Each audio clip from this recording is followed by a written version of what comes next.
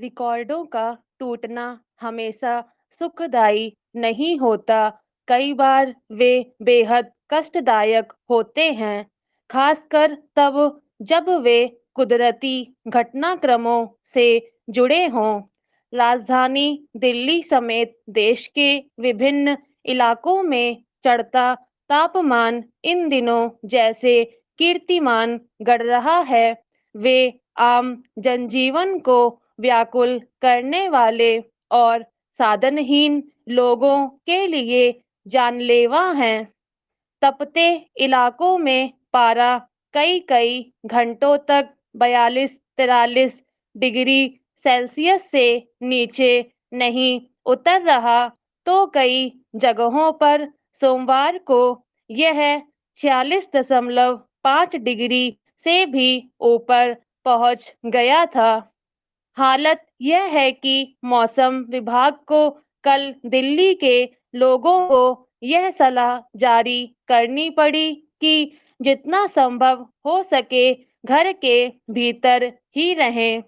आज भी राजधानी में लू चलने की चेतावनी दी गई है, बल्कि शुक्रवार तक प्रचंड गर्मी का आदेश जताया गया है। इस साल हिमाचल, उत्तराखंड जैसे पर्वतीय प्रदेशों में भी राहत नहीं। उत्तराखंड की राजधानी देहरादून में तापमान 41.5 डिग्री से ऊपर जा चुका है। लेकिन इस विकट मौसमी परिस्थिति में लोगों का काम पर निकलना उनकी बाध्यता भी है और आवश्यकता भी। ऐसे में मौसम विभाग की चेतावनी को गंभीरता से लेते हुए उन्हें विशेष एहतियात के साथ ही बाहर निकलना चाहिए। भीषण गर्मी के इन दिनों में बिजली पानी की मांग में बढ़ोतरी लाजमी है। वैसे सरकारें इसके लिए अब पहले से कार्य योजना भी तैयार करने लगी हैं।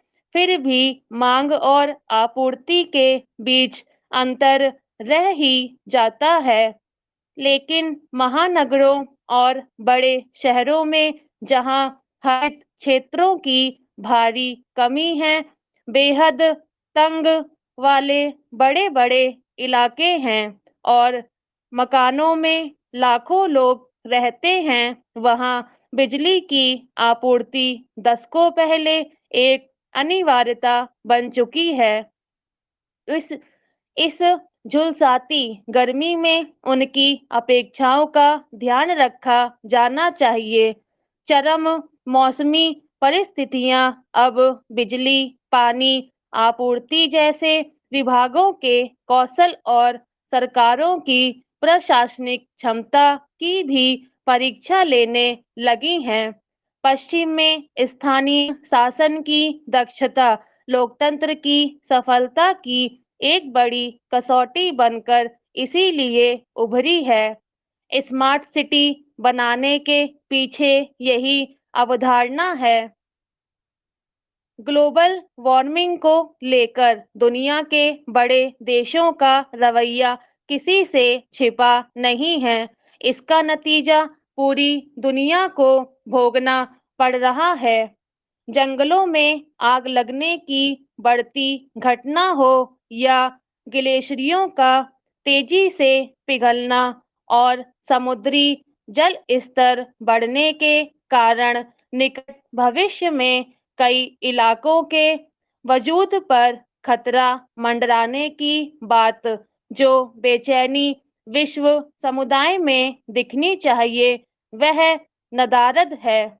ऐसे में अब देशों को अपनी नई रणनीति बनानी होगी कि वे कैसे इन चरम मौसमी स्थितियों का मुकाबला कर सकेंगे। यह संतोष की बात है कि आधुनिक प्रौद्योगिकी की मदद से मौसम विभाग अब कुदरती हलचलों की सटीक भविष्यवाणी करने में सक्षम है। पर चूंकि भारत एक विशाल आबादी और सीमित संसाधनों वाला देश है। इसे अपने संसाधनों के समुचित उपयोग में विशेष दक्षता हासिल करनी होगी।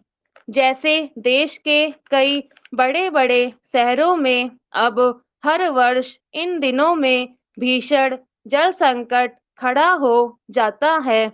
इसलिए स्थानीय स्तर पर बेहतर जल प्रबंधन की आवश्यकता पहले से कहीं अधिक बढ़ गई है। इसी तरह अक्षय ऊर्जा के उत्पादन में भी तेजी से कदम बढ़ाने की जरूरत है। हरित क्षेत्रों के विस्तार और विशालकाय महानगरों के बजाय छोटे-छोटे हरित शहरों के निर्माण में ही भारत का भविष्य है। तभी हम कुदरत की ऐसी बेरुखी झेल सकेंगे। स्टॉप।